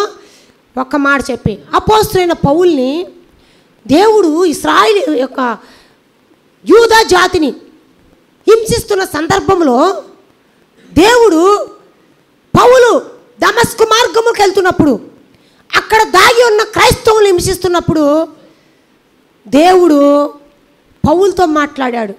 సౌలా సౌలా, నేను ఉన్నవాడను అనువాడను. నీవు హింసిస్తున్నా క్రీస్తుని, నువ్వు వాళ్ళని హింసిస్తున్నావు అనుకున్నావు, కానీ నీవు నన్ను హింసిస్తున్న సంగతి నీకు అర్థం కావట్లేదని చెప్పి పౌలు క్రొత్త నిబంధన ప్రకారం PhD చేశాడు. రోమా పౌరసత్వం కలిగిన వాడు, రోమా జాతి హెబ్రీ జాతికి చెందినవాడు. రోమా పౌరసత్వం అంటే అమెరికా పౌరసత్వం కలిగిన గ్రీన్ కార్డు వస్తే ఎంత ఇది ఉంటుందో, అక్కడ ఓటు హక్కు సంపాదించుకుంటే అంతకంటే కూడా ఎక్కువ రోమా పౌరసత్వం అంటే. దేవుని బిడ్డలారా, అంతకంటే గొప్పది అక్కడ రోమా. ఆ రోమాలో అతడు ఒక ఉద్యోగం కూడా చేస్తున్నాడు. ఎక్కడ? రాజు దగ్గర. అలాంటి పౌలు క్రైస్తవులు హింసిస్తున్నప్పుడు దేవుడు పౌల్ని పట్టుకోవాలని ప్రయత్నించాడు. పరుగులు పెట్టాడు పౌలు క్రైస్తవుల్ని హింసించడానికి. దమస్కు మార్గంలో పౌల్ని దేవుడు దర్శించాడు. దేవుని బిడ్డలారా, దర్శించినప్పుడు పౌలుకి ఏమైందమ్మా? కళ్ళు పోయినాయి. కళ్ళు పోయిన తర్వాత అననీయతో చెప్పి, నీవు పోయి పౌల్ని నేను ఏర్పరచుకున్నాను. ప్రభువా, ఇతడునా నువ్వు ఏర్పరచుకుంది? ఇతడు హింసకుడు, దూషకుడు, హానికరుడు. ఎంత భయంకరుడు అంటే అందరినీ చంపుతున్నాడు, గుర్రాలతో దొక్కిస్తున్నాడు, కొడుతున్నాడు, తిడుతున్నాడు, ఎన్ని రకాలుగా శోధించాడు. అయ్యా, క్రైస్తవ జీవితం జీవిస్తున్న వాళ్ళని దాక్కొని ప్రార్థన చేసుకునే బ్రతుకొచ్చిందయ్యా. అతన్నాను అంటే నేను చెప్తున్నాను, నువ్వు వెళ్ళి అతనికి కళ్ళు స్వస్థపరచు అని చెప్పినప్పుడు దేవుని సేవకుడు దేవుని మాటకు విధేయత కలిగిన వాడే వెళ్ళి పౌల్ని చేతులుంచి ప్రార్థన చేసినప్పుడు పౌలుకి కళ్ళు వచ్చాయి. కళ్ళు వచ్చిన తర్వాత దేవుని బిడ్డలారా, పౌలుని దేవుడు ఒక ప్రత్యేకమైన వాడుగా దేవుడు నిలబెట్టుకున్నాడు. ఏ హింసకుడో, ఏ దూషకుడో, పాపులలో ప్రధాన పాపినన్నా పౌల్ని దేవుడు తన కోసం హతసాక్షిగా, అతడు నడిచి వెళుతుంటే అతని వస్త్రపు చెంగు ముట్టుకుంటే స్వస్థత పొందుకున్నారు. అతని తాళ్ళు కట్టుకున్న తాళ్ళు ముట్టుకుంటే స్వస్థత పొందుకున్నారు. దేవుని బిడ్డలారా, పౌలు ద్వారా గొప్ప గొప్ప కార్యాలు దేవుడు జరిగించాడు. దేవుని బిడ్డలారా, పౌలుని దేవుడు ప్రత్యేకంగా నిలబెట్టుకున్నాడు. అనేకుల మధ్యలోకి తీసుకెళ్ళి కైసరలో నిలబడి, చక్రవర్తుల మధ్యలో నిలబడి దేవుని గురించి ప్రకటించేవాడుగా నిలబెట్టుకున్నాడు పౌల్ని దేవుడు. దేవుని బిడ్డలారా, పౌల్ని దేవుడు ఎంత గొప్పగా నిలబెట్టుకున్నాడంటే దేవుని కొరకు తన తల నరికి చచ్చిపోవటానికి కూడా ఇష్టపడ్డాడనమాట. పౌలు ఎలా చనిపోయాడు అనుకుంటున్నారు? నీరో చక్రవర్తి కాలంలో పౌల్ని తీసుకెళ్ళి తల కోట గోడ మీద పెట్టి నరికేశారు. 2 ముక్కలైపోయాడు పౌలు. తెలుసా, 2 ముక్కలైపోయాడు పౌలు. తల నరికి అవతలేసేశారు పౌల్ని. దేవుని కొరకు నిజంగా రాబోతున్న దినాలు అలా ఉండే. మీ విశ్వాసం ఎంతో, మీ భక్తి ఎంతో, మీ టయాలు ఎంతో, మీ జీవితాలు ఏంటో అప్పుడు తేలిద్ది ఉండండి. ఇప్పుడు మనకు వస్తుంది, వచ్చే చాలా జరుగుతున్నాయండి. ఇప్పుడు భయంకరమైనవి జరుగుతున్నాయి. అప్పుడు నీ భక్తే పాటుతో చూద్దాం, నీ బ్రతికే పాటుతో. నువ్వెంత గొప్పగా విశ్వాసవో, ఎంత భక్తురాలువో, ఎంత ప్రార్థనాపరురాలువో, ఎంత మొక్కాళ్ళ అనుభవం కలిగిన దానివో, ఎంతవరకు దేవుని కొరకు నిలబడి నేను చేస్తా దేవుని కోసం అంటావో చూద్దాం. నేనైనా నువ్వైనా ఛాలెంజ్ చేసుకుందాం. నేను దేవుని కోసం నేను చేస్తా అనే ఛాలెంజ్ చేసి నిలబడే వాళ్ళు ఎంతమంది ఉన్నారు? దేవుని స్తోత్రం, హల్లెలూయా. నేను నిలబడతాను, నా సావైన బ్రతికైనా దేవుని కోసమే, బ్రతికితే సేవ చేస్తాను, చేస్తే పరలోకంలో ఉంటాను అనే స్థితి నువ్వు కలిగి ఉన్నావా ఈ రోజున? ఎంతసేపటికి నా పిల్లమ్మ, నా కొడుకమ్మ ఇదేనా? లేదు ప్రభు, నేను బ్రతికితే నీ కోసం, చేస్తే పరలోకం, ఈ రెండే అని చెప్పేసి దేవుని కొరకు నిలబడతావా? ఉందా భక్తి? ఉందా ప్రార్థన? ఉందా మోకాళ్ళ అనుభవం? ఒక ఛాలెంజ్ చేస్తున్నా మీతో, ఆ అనుభవంలోకి రండి. ఎంతకాలం ఇనువారు మాత్రమే మిమ్మల్ని వీళ్ళు మోసం చేసుకుంటారు. చెప్పటం ప్రాముఖ్యం కాదు, నిలబడాలి. చెప్తే సరిపోద్దా? ఇక్కడ నిలబడి చెప్తున్నారు అందరూ. నిలబడితే సరిపోద్దా? నిలబడతావా? దేవుని కోసం సాగటానికి నిలబడతావా? తారుబోసి తగలబెడతారు, గుర్తుపెట్టుకోండి. తారుబోసి తగలబెట్టే పరిస్థితులు సింహాల మధ్యలోకి ఇసిరి రోజులు ఉన్నాయి. పెద్ద పెద్ద ఎద్దులను వదిలిపెట్టి పొడుస్తుంటే స్టేడియంలో వాళ్ళందరూ కూడా ఆహ్లాదంగా కేకలు వేస్తూ అందరూ కూడా సంతోషపడుతున్నారు. ఆ రోమా సామ్రాజ్య ప్రజలందరూ కూడా క్రైస్తవులు హింసిస్తుంటే అలాంటి రోజులు మనకు రాబోతున్నాయి. మరి నీ విశ్వాసాన్ని కాపాడుకుంటావా? దేవుని కొరకు నిలబడతావా? దేవుని కొరకు అతసాక్షిగా ఉంటావా? తైక్కమంటే నేను సాక్ష్యం చెప్తానమ్మా. ఏందమ్మా నువ్వు చెప్పే సాక్ష్యం? సాక్ష్యం అంటే ఏంటో తెలుసా? అతసాక్షులు. సాక్షి అంటే అతసాక్ష్యము. దేవుని కొరకు చావాలి, అది సాక్ష్యం అంటే. దేవుని కొరకు చనిపోవడానికి సిద్ధంగా ఉండాలి, అది సాక్ష్యం అంటే. నీవు దేవుని కోసం నిలబడు. పరలోకములో ఉంటాను ప్రభువా, ఇది కాదయ్యా నాకు ఇచ్చిన లైఫ్, నా కోసం నువ్వు ప్రాణం పెట్టావు కదా. ఉపవాస ప్రార్థనలమ్మ, 40 రోజులమ్మ, పూలు పెట్టుకోకూడదు, తెల్ల చీరే కట్టాలి, మరి ఈ చీర కట్టకూడదు, అలా ఉండాలి. ఈ కాదమ్మా కావాల్సింది, నీ భక్తిని ఇంప్రూవ్ చేసుకో ప్రభువా. నేను నా కోసం చనిపోయావు కదా నాయన, నేను కూడా నీ పరలోకంలో ఉండే కృప నాకు కావాలయ్యా. నీవు నా కోసం చనిపోయావు, నా కోసం నిత్యరాజ్యాన్ని ఉంచావు కదా, ఆ నిత్యరాజ్యంలో నేను కూడా ఉండాలి ప్రభువా. అట్టి కృప నాకు కూడా దయచేయి ప్రభు అని ప్రార్థన చేసుకుంటున్నావా? ఎంతసేపటికి అప్పులయ్యా, ఎంతసేపటికి ఇల్లు అయ్యా, అయ్యా ఎంతసేపటికి ఉద్యోగం అయ్యా, ఎంతసేపటికి అయ్యా అదయ్యా ఇది. ఏ క్షణం చేస్తావో ఎవరికి తెలియదు. ఏమ్మా అటు రోడ్డు వెళ్ళాలి, అరే ఇప్పుడే రా మాట్లాడుతుంది. పద్మ వాళ్ళమ్మ అప్పుడు దాకా ఉంది, ఇక్కడికి వచ్చి కూర్చుందంట, నుంచుందే సాక్ష్యం చెప్పింది, అక్కడే చనిపోయింది. అవునా కాదా? ఎందుకని అనుకుందాం చనిపోతానని? ఏ క్షణమో తెలియదు జీవితాంతం, ఈ క్షణమే చేసుకో యేసుని సొంతం. కళ్ళు మూస్తే చీకటిరా, కళ్ళు తెరిస్తే వెలుగురా, నోరు మూస్తే శబ్దమురా, నోరు మూస్తే నిశ్శబ్దమురా.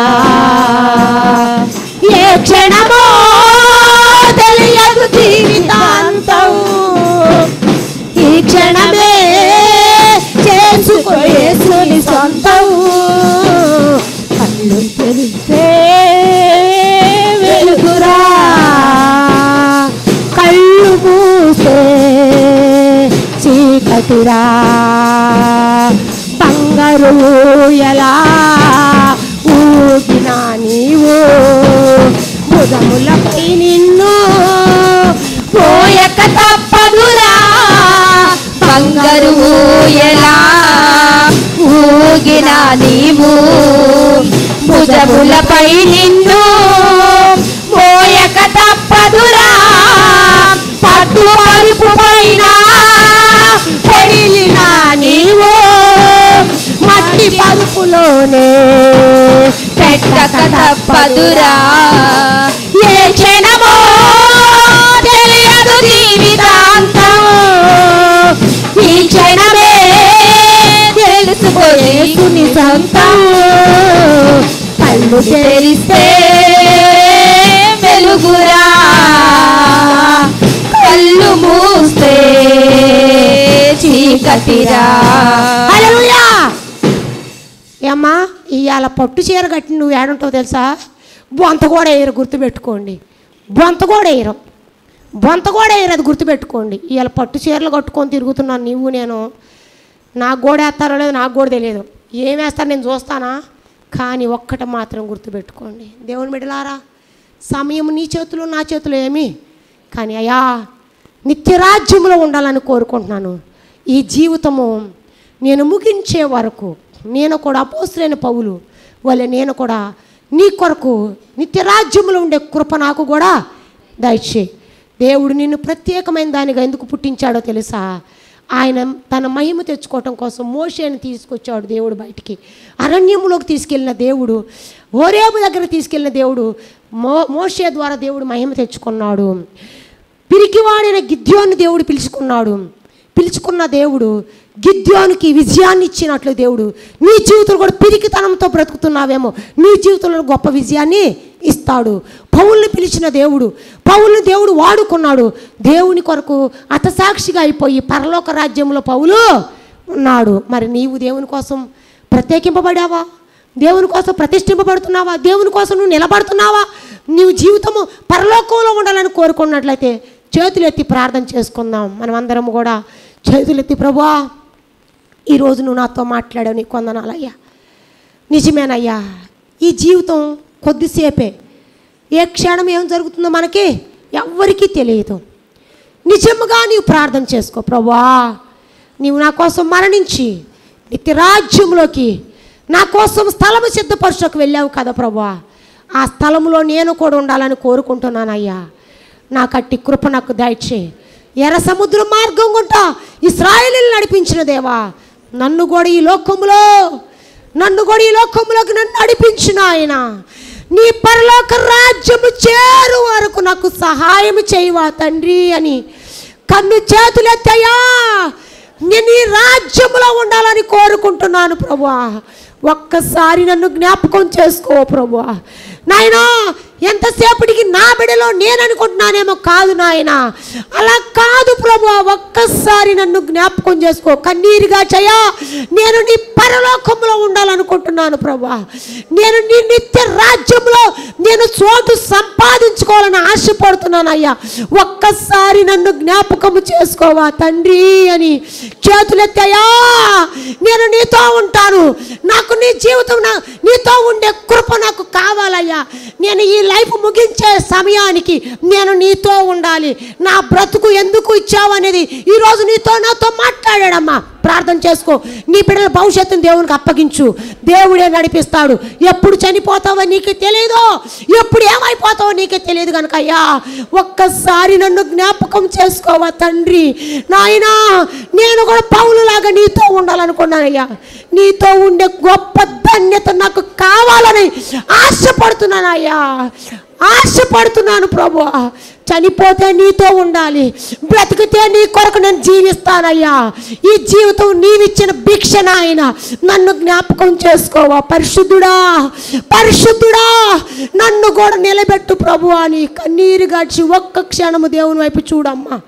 ఒక్క క్షణం తండ్రి, నేను నీ నిత్య రాజ్యంలో చోటు సంపాదించుకునే కృప నాకు దయచేయి. నాతో మాట్లాడినందుకు నీకు వందనాలయ్యా. పిరికిదానిలా బ్రతుకుతున్నావా? దేవుడు నీ పిరికితనాన్ని తీసివేస్తాడు. నువ్వు ఒకవేళ నేను నత్తిదాన్ని, నాకు చేత కాదు, నేను నీకెందుకు పనికిరాందని అనుకుంటున్నావేమో, మోషేని దేవుడు నిలబెట్టిన దేవుడు మోషేకి ఇచ్చినట్లుగా అద్భుతాలు ఆశ్చర్యకార్యాలు నీ జీవితంలో జరిగించడానికని సిద్ధంగా ఉన్నాడు. నీ జీవిత స్టైలే మారుస్తాడు. నీ బ్రతుకు మంచి ఉన్నతమైన స్థితి. ఈరోజు నువ్వు పేదరికం అనిపిస్తున్నావా, నిన్ను ఉన్నతమైన స్థితిలో నిలబెడతాడు. నీ యొక్క అప్పుల్లో కూరుకుపోయావా, దేవుడు నీ అప్పుల నుంచి విడిపిస్తాడు. నువ్వు రోగంతో ఉన్నావా, గుండె జబ్బులతో బాధపడుతున్నావా, ఇంట్లో పరిస్థితులు బాగోక తారుమారైపోయి నీ కుటుంబం అంతా కూడా వేదంతో దుఃఖంలో నువ్వు ఉన్నావా, అయితే ఆయన అంటున్నాడు, నీ జీవితాన్ని నేను మార్చాలని ఆశపడుతున్నాను. నీవు నా వైపు చూడు, నేను నిన్ను మార్చి నేను నా నిత్య రాజ్యంలో నిన్ను చోటు సిద్ధపరచడానికి వెళ్ళాను. తిరిగి వచ్చే సమయానికి నువ్వు సిద్ధపరచుకో, నిన్ను సిద్ధపరచుకో, నీ బ్రతుకును మార్చుకో. ఇప్పుడైనా మార్చుకో, ఇప్పుడైనా నువ్వు నీ జీవితాన్ని మార్చుకో. ప్రభువా నీకు స్తోత్రమయ్యా, నీకు వందనాలు. నేను అల్పురాల్ని, అయోగ్యురాలు ప్రభా, ఎందుకు పనికిరాని నన్ను నువ్వు నిలబెట్టుకుంటున్నావు అయ్యా. మా బ్రతుకులు మార్చే దేవుడు నువ్వు ఒక్కడివే ప్రభా. నా దేవాని స్తోత్రం స్తోత్రం స్తోత్రం స్తోత్రం అయ్యా, నీకు వందనాలు. బంగారు ఎలా ఊగినా నీవు భుజములపై నిన్ను మోయక తప్పదురా, పట్టు పరుపు పైన పొరిలిన నీవు మట్టి పరుపులోనే పెట్టక తప్పదురా. ఏ క్షణమో తెలియదు జీవితాంతం, ఈ క్షణమే చేసుకో యేసుని సొంతం. కళ్ళు తెరిస్తే వెలుతురురా, కళ్ళు మూస్తే చీకటిరా, నోరు మూస్తే నిశ్శబ్దమురా, నోరు తెరిస్తే శబ్దమురా. అమ్మా, నువ్వు బ్రతికి ఉన్నావు అనుకుంటున్నావు కానీ ఆయన కృప, నువ్వు బ్రతికి ఉన్నావు అనుకుంటున్నావు ఆయన కృప. ఏ రోజు ఏం సంభవిస్తుందో నీకు తెలుసా? ఎప్పుడు ఏం జరుగుతుందో నీకు తెలియదు. ఎప్పుడు మరణిస్తావో కూడా నీకు తెలియదు. నీ బ్రతుకు నీకు తెలుసా? ఎప్పుడు సస్తావో ఎప్పుడు బ్రతుకుతావో మనకే తెలియదు. అందుకే దావీదు అంటున్నాడు, అయ్యా తెలుపుము నా అంతము, నాకు తెలుపుము నా ఆయువు ఎంతో, నేను అల్పుణ్ణి, నేను అయోగ్యుణ్ణి అయ్యా అని చెప్పి దావీదు చెబుతున్నాడు. నువ్వు అయోగ్యురాలివి, అల్పురాలివైన నీ జీవితాన్ని దేవుడు నిన్ను నిలబెట్టాలనుకుంటుండగా ప్రభువా నీకు స్తోత్రం స్తోత్రం అయ్యా. అవును ప్రభా, పౌల్లాగా మేము కూడా నీ కొరకు పరలోకంలో ఉండేలాగా మమ్మల్ని మేము సిద్ధపరచుకొని చచ్చిపోయినా బ్రతికినా నీ కొరకే, నీ కోసమే మేము జీవిస్తామయ్యా. మా బ్రతుకు నీది నాయన, మాకు ఇచ్చిన జీవితం అయ్యా. ఈరోజు నన్ను బ్రతికించావు, నీకు స్తోత్రం అయ్యా అని దేవునికి నిన్ను అప్పగించుకో. నేను నిత్య రాజ్యంలో ఉండే కొరకు నన్ను నేను సిద్ధపరచుకుంటున్నాను ప్రభా. నన్ను పరలోక రాజ్యంలో ఉండేలాగా నాకు సహాయం చేయను ఆయన. ఇది అల్పమైన జీవితం, ఇది కొంతకాలమే, ఈ బ్రతుకు కొంతకాలమే. ఎప్పుడు ముగిస్తావో ఎప్పుడు ఏమైపోతావో నీకు తెలియదు కనుక ప్రభువా నీ రాజ్యంలో ఉండే కృప నాకు ఇవ్వయ్యా అని ఆయన అడుగు. నాకు ఆ స్థితి నాకు కావాలి ప్రభువా, నాకు కావాలి. పరిశుద్ధుడా, ప్రేమ కలిగిన తండ్రి, జీవం కలిగిన మా రక్షకాని ఘనమైన పాదాల స్తోత్రం చెల్లిస్తున్నాను ప్రభా. ఈ రాత్రి కాల సమయంలో ప్రభా నీకు స్తోత్రం చెల్లిస్తున్నాను. ఈ రాత్రి కాల సమయంలో మాతో మాట్లాడిన రీతిని బట్టి నీకు వందనాలు నా దేవా. ఇదిగో తండ్రి ప్రభా, ఎంతమంది అయితే రోగ్రస్తులు వచ్చారో, గుండె వ్యాధులతో, మోకాళ్ళ నొప్పులతో, క్యాన్సర్తో నాయనా, ఇదిగో తండ్రి నీ స్తోత్రములయ్యా. చేతబడి శక్తులతో, దురాత్మ బంధకాలతో పీడింపబడుతూ కుటుంబాల్లో నెమ్మది లేకుండా అప్పుల్లో కూరుకుపోతే నా దేవా, సమస్యలో ఉద్యోగాలు లేక, వ్యాధంలో దుఃఖంలో అప్పులు పాలైపోయి బిడ్డలు లేక నాయన అయ్యా, ఇదిగో తండ్రి పెట్టేవారు లేక, వృద్ధాప్యంలో త్రోసివేయబడిన వారు నాయన, ఇంకా అనేక రకాలుగా శోధింపబడుతున్న వారు నాయన, నీ బిడ్డలు ఇక్కడికి వచ్చి ఉన్నారు నాయన. వారందరికీ రాత్రి నీ కార్యం జరిగించు ప్రభా, నీకు వందనాలు నా దేవా. నీకు స్తోత్రం అయ్యా. బిడ్డలేని వారికి బిడ్డల కలుగునుగాక, యేసు రక్తం లాంటి కార్యము జరుగునుగాక, యేసు రక్తం మూయబడిన గర్భము తెరవబడునుగాక, యేసు రక్తం మూయబడిన గర్భాలు తెరవబడునుగాక, యేసు నామములో ఇప్పుడే ఆ గర్భము తెరవబడునుగాక. యేసు రక్తము తండ్రి ఆ గుండె జబ్బు యేసు నామములో నరాలు సల్లింపు కలుగును గాక. నీ స్తోత్రం. హల్లెలూయా దేవా, నీకు స్తోత్రం చెల్లిస్తాం. పరిశుద్ధాత్మ దేవా, ఇప్పుడే నీ తాకుదల బిడ్డలకు దయచేయి.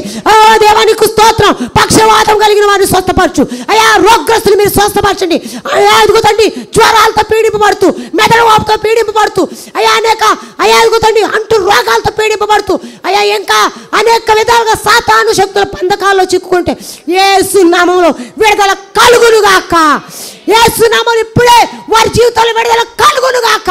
వారి అప్పులు తొలగిపోవును గాక. వారి కట్లు విడిపోవును గాక. వారి బంధకాలు తెగిపోవును గాక. సాతాను కట్లు తెగిపోవును గాక. అయ్యా నీకు వందనాలు, స్తోత్రం చెల్లిస్తున్నాం. ఈ రాత్రి ప్రభువా గొప్పగా వారి జీవితాలు నిలబెట్టుకొని కొందనాలు, గొప్పగా దీవెనకరంగా మలుచు నీ కొందనాలు. వారి సమస్యల నుంచి విడిపించు, వారి అక్కర్లను తీర్చు నీ కొందనాలు. అరణ్యంలో ఇశ్రాయేలును పోషించినట్లుగా నీ కొందనాలు. హోరేబు కొండ దగ్గర మోషేతో మాట్లాడినట్లు ప్రభా నీ కొందనాలు అయ్యా.